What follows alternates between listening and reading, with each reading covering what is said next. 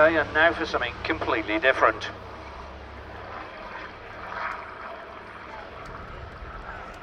Well, what? Halfway down the strip? He wasn't even trying very hard. He was airborne about 700 metres.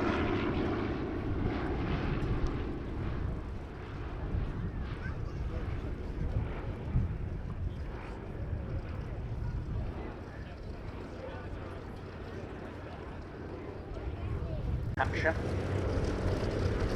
On the night of the 5th of June, we all got airborne towing riders carrying cargo pallets, which were delivered by parachute. And they indeed were the first Allied forces to land in Normandy in the early hours of the morning on the 6th of June.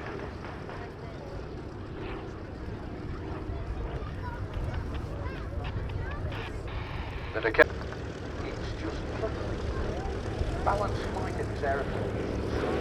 Did it on chill.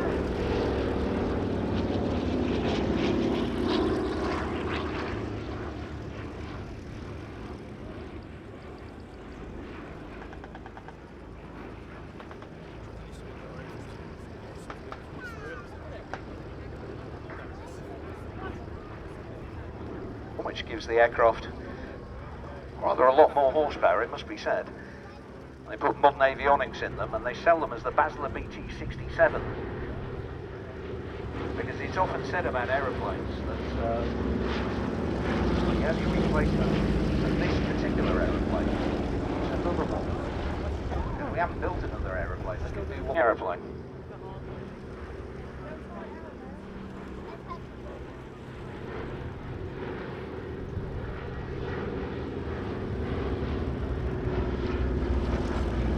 I love about it most of all,